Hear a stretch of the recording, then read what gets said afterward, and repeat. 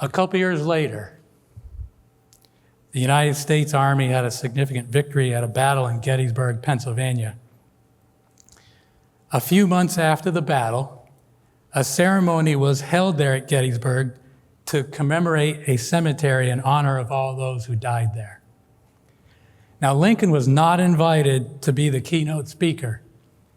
The president was just asked to show up and make a few appropriate remarks. He was way too busy to accept the invitation, but he chose to go anyway.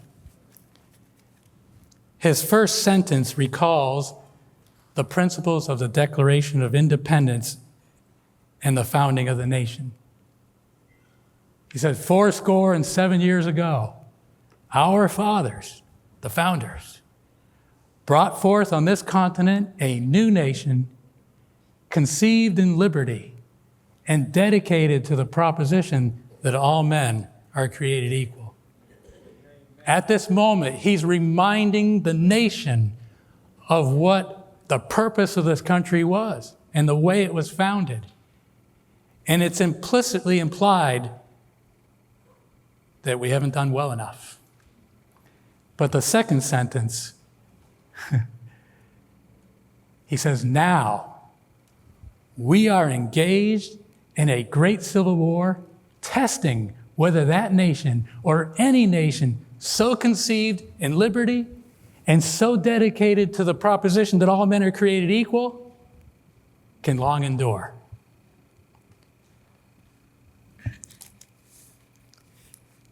He recognizes here that the principles of liberty and equality need to apply to every person. That this war would prove if these principles would prevail or not. See, he's seeing this as we got to do a do-over on this one point. We've needed this do-over for 77 years. And then in the rest of the Gettysburg Address, it's only a 2-minute speech.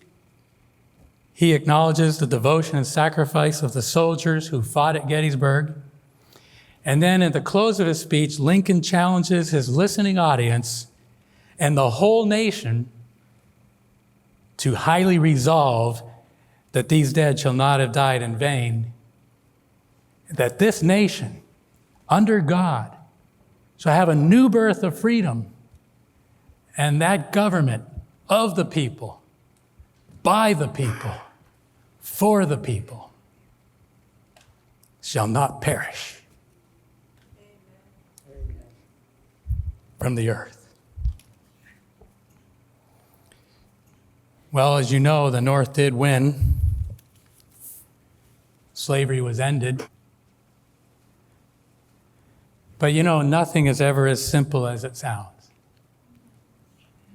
It was a big step in the right direction. Atrocities still happen that make your blood boil when you learn about them. But the government of the United States of America no longer harbored the institution of slavery. New opportunities were at least possible now for those who had been left out before. But unfortunately, it would take time and generations to see those opportunities increase. And they did, but not without a struggle. Many years later, Ellen White made a very positive statement about the United States and at the same time warned of a change that would bring ruin to our country. This is from Review and Herald, May 2, 1893. So this is 30 years after Lincoln's Gettysburg Address. She said, "The people of the United States have been a favored people. But when they restrict religious liberty," by the way, when she says a favored people, favored by who? It's God. It says, "But when they restrict religious liberty, surrender Protestantism, and give countenance to popery, the measure of their guilt will be full, and national apostasy will be registered in the books of heaven. The result of this apostasy will be national ruin." Here's a similar remark. America, where the greatest light from heaven has been shining upon the people, can become the place of greatest peril. Now that's quite a thing. She's saying the greatest light from heaven was shining on America. But she said it can become the place of greatest peril and darkness because the people do not continue to practice the truth and walk in the light. That's from Selected Messages, Book 3, 387. Now, she's warning about something that's coming down the road that is in that Bible verse we looked at. Now, this next one is more specific as to the issue that will end religious liberty in the United States.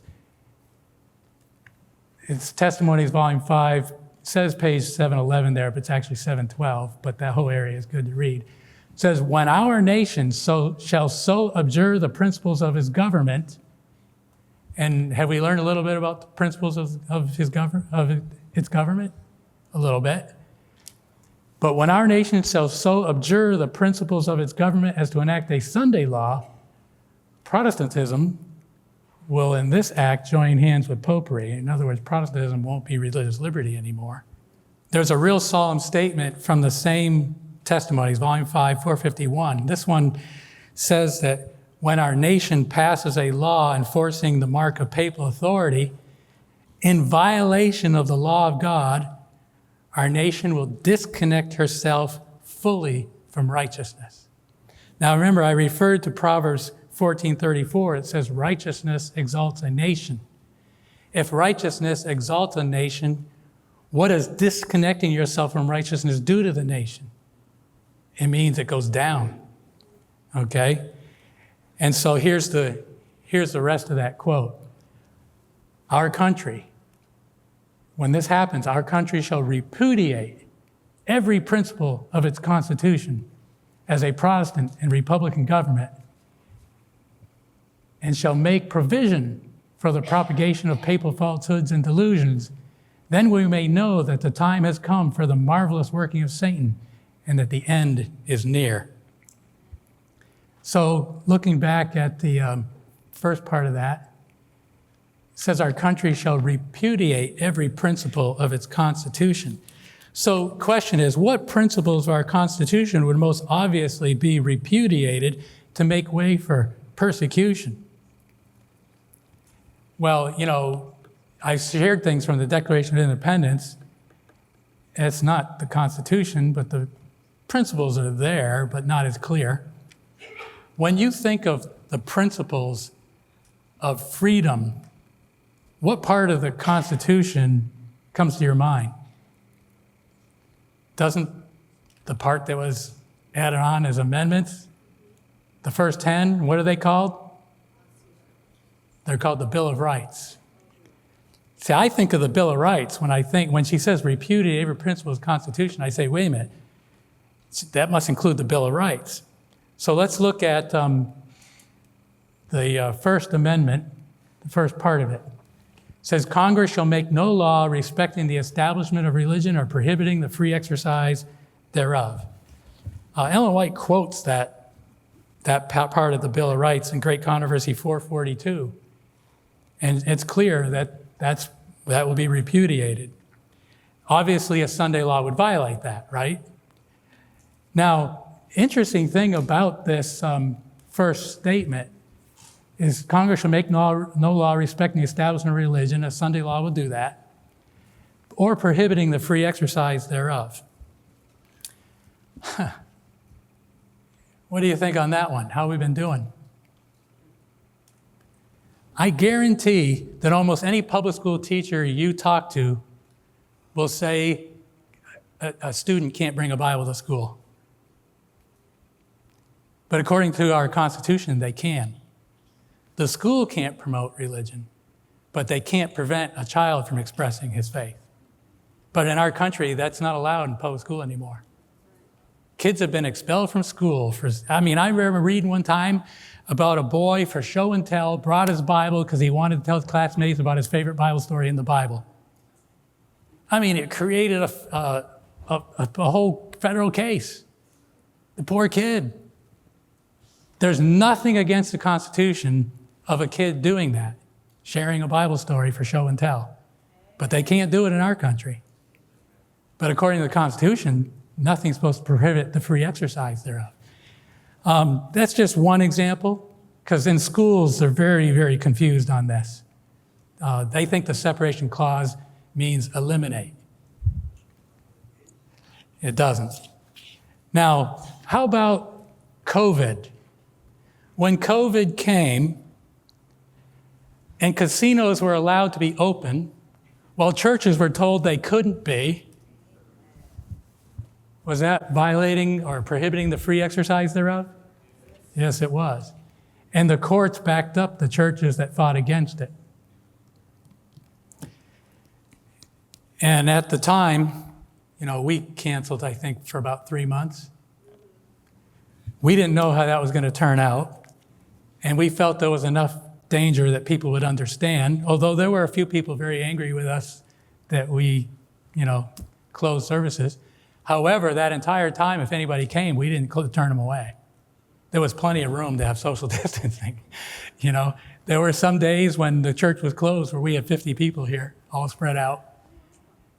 And but we announced we were closed, but we did not enforce it because we didn't believe that the state government or the county government had the authority to make that decision. But we respected the fear and the possibility of contagion. So, but when the churches that fought it, when their cases went to court, there's one church that had been fined $800,000 for every time they were open. They got fined. They didn't have to pay it. And, so things changed. Fortunately, the courts interpreted the Constitution in a more equitable way. Let's go to the second part of Amendment 1, or abridging the freedom of speech or of the press. Are we already having problems with this? Have you heard of people getting harassed or threatened just for sharing an opinion? This whole thing with wokeism is designed to shut down your opinion. And Lucy, I hope you don't mind me singling you out, but Lucy lived in China when the Communist Revolution happened there. And she told me that what preceded the Communist Revolution was the same wokeism that's going on right now in America. She saw it with her own eyes. Am I sharing that correctly? Okay. Because there are forces that are pushing things in a certain direction. And so freedom of speech is being threatened today. It's very much getting out of hand. So where's this going? All right, that's all I'll say on that one. Now I'm going to go to the Bill of Rights, Amendment number 4.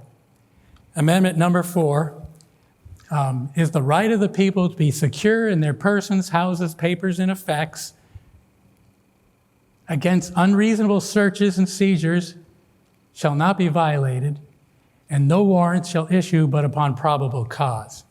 The reason why I started the sermon by telling my brother's story, at the dam and getting arrested, he made a mistake because he either didn't fully grasp or just forgot how much things changed after 9/11. But there was one huge change that has impacted Bill of Rights Amendment, the Fourth Amendment. You see, by the year 2001, when 9/11 happened, computer systems were already changing the world. There were possibilities there that had never been there before. And 6 weeks after the 9/11 terrorist attack, Congress approved the Patriot Act. And one of its provisions was to allow government agencies such as the FBI and CIA to monitor phone calls, emails, texts, computer postings in order to catch terrorists before they can strike and kill hundreds or thousands more people. And to some extent, it seemed necessary. That actually passed with Republicans and Democrats in agreement. However, many spoke against it and feared that it wouldn't be limited to real terrorists.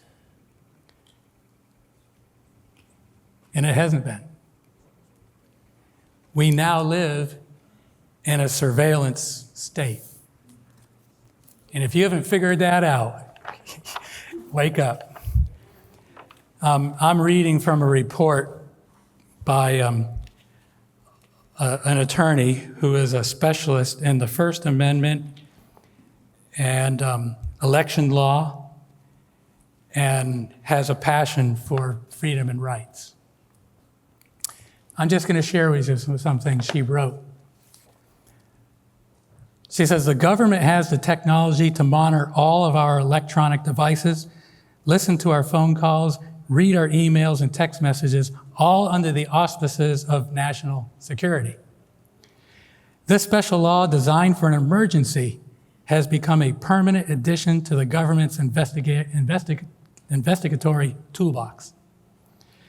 The unfortunate reality is that the bulk of the actions taken by law enforcement under the Patriot Act now have almost nothing to do with combating terrorism. Most of the spying conducted under the Patriot Act is for run-of-the-mill crimes that we've long expected law enforcement to address without special surveillance authority. And within this world of omnipotent oversight and control that the U.S. Department of Justice now operates, they have all the tools of the surveillance state at their disposal, and the only thing standing in their way is an independent judiciary willing to enforce our constitutional rights. But we all saw how easy it is to spy on Americans with virtually no judicial oversight, from the disgraceful episodes of broad surveillance applications on flimsy and sometimes falsified pretexts against citizens such as Carter Page. So let's get some more recent examples. I don't know, how many of you heard of Project Veritas? Anybody? A few hands. Man, you need to know this stuff. The Project Veritas surveillance and raids. The lawyer writes, the Department of Justice was in the midst of a year-long campaign of spying on Project Veritas. Project Veritas is a journalistic organization. It's independent and exposes things. And so they're a natural enemy of those who don't want things exposed, okay? And so they had the Department of Justice, our Department of Justice, had a year-long campaign of spying on Project Veritas, and this campaign involved no fewer than 19 clandestine subpoenas, orders, and warrants obtained from 9 magistrate judges.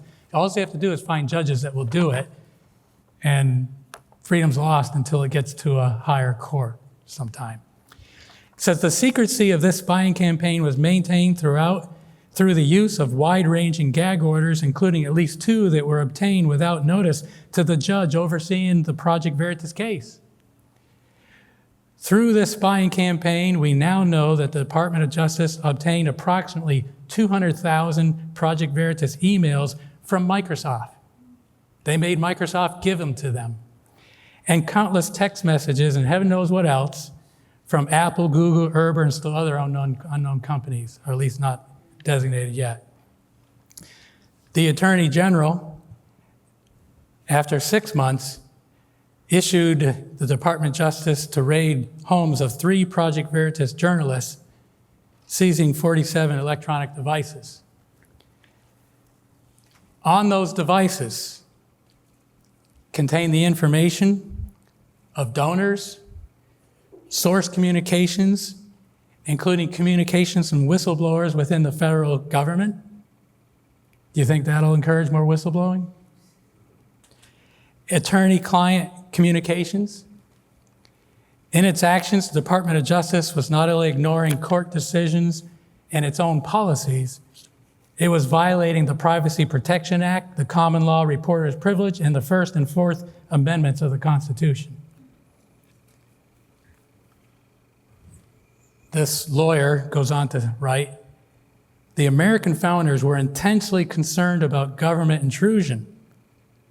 You know, back at the Constitutional Convention, this is the reason why they put the Fourth Amendment in, is because breaking into the homes of political opponents and depriving them of their possessions was common practice under the rule of the British king. That's the way it was in colonial America.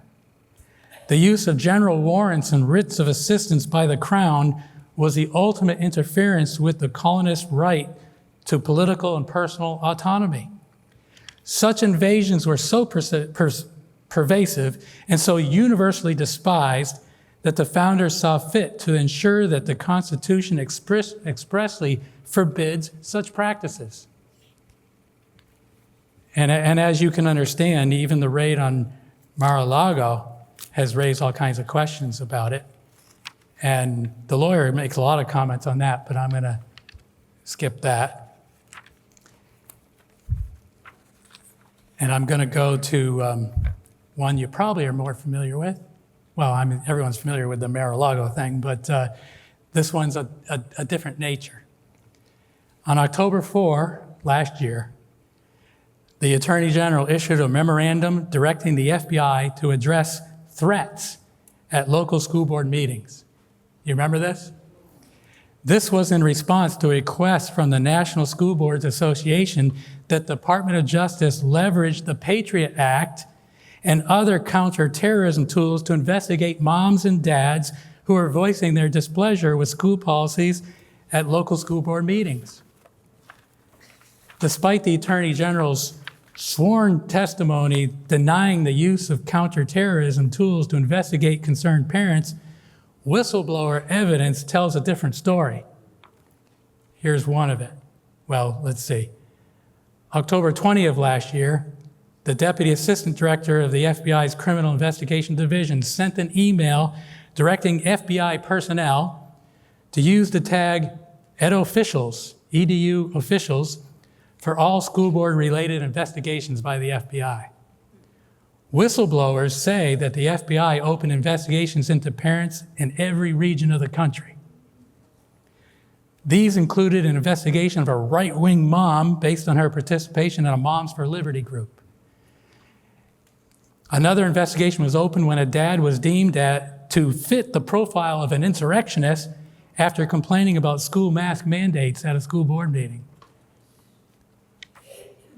Thomas Jefferson wrote, "The most sacred of the duties of a government is to equal and impartial justice to all its citizens."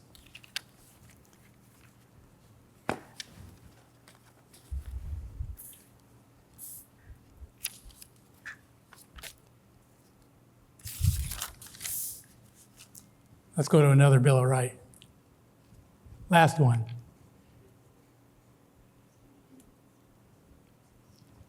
Number 8, in all criminal prosecutions, the accused shall enjoy the right to a speedy and public trial by an impartial jury. Did you know that many of the people arrested for the January 6th breach of the Capitol were actually held in jail somewhere in D.C. for over 2 years before charges were even brought against them? Did you know that? And there was nothing they could do about it? Nothing. And they didn't even know what the charges were. Something's wrong.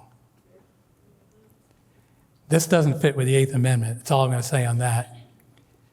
Because what people deserve or don't deserve on that is kind of comes down to every individual and whatever they did or didn't do. So why have I brought up these things in a sermon? Because prophecy says the beast with the lamb-like horns will speak as a dragon. Ellen White makes it clear that it will result in all our constitutional protections vanishing. And what I want you to understand is we are living and seeing that happening right now before our eyes, and we're half asleep. Amen. To various extents with the Bill of Rights that I addressed. Now, usually only lawyers do speeches in Adventist churches about the Bill of Rights and the Constitution. But I don't have time to go looking for a lawyer to say what I already know. And it might be helpful for you to know that I was a certified history and political science teacher. And I actually did do it early in my career. I taught government. And so because of that, I have a strong interest in the area and I've paid attention. So I'm sharing with you whatever advantage it may be to you. But here's a question for you. Isn't it interesting that none of these abuses being pushed right now are being done by Christian churches and Christian leaders not by the Pope or apostate Protestantism. Rather, it's coming mainly from one political party, the media, and with complicit big tech companies. It's kind of the big three. So where are things headed? Will there be a big backlash? Had we better be paying closer attention? Should we get ourselves more firmly united with Jesus? Make sure you really understand God's grace and that you really know the peace of forgiveness of sin and that you're really surrendered to Him and He's the Lord of your life. Amen. Because there's no time to play around. Great Controversy 608 says, as the storm approaches, a large class who have professed faith in the third angel's message. And who are those people? Seventh-day Adventists. A large class who have professed faith in the third angel's message, but have not been sanctified through obedience to the truth, abandon their position and join the ranks of the opposition. Time is running out, my friends. And many will be falling out. And it's going to be unprecedented because, unfortunately, we will probably know by name many that fall out. Don't be one of them. Peter wrote in 2 Peter 1:10, he says, give diligence to make your calling and election sure, for if you do these things, you will never fail. And many that are not in the remnant at the present will join the end-time remnant. Plan to be one of those inviting them in, not one leaving your seat for them. You understand what I'm saying? So we're going to close with this statement. Maranatha 173 says, when those that believe not the truth, but had pleasure in unrighteousness, shall be left to receive strong delusion and to believe a lie, then the light of truth will shine upon all those whose hearts are open to receive it. And all the children of the Lord that remain in Babylon will heed the call. Come out of her, my people.